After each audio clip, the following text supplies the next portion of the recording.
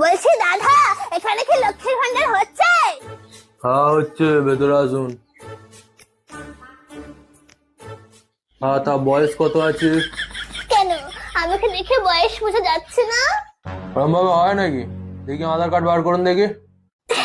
আসলে না, আমি আধার কার্ড নিয়ে বাইরে কোথাও যাই না, কারণ ছবিটা কিরকম পেছনের মতো এসছে, তাই আধার কার্ড আনিনি।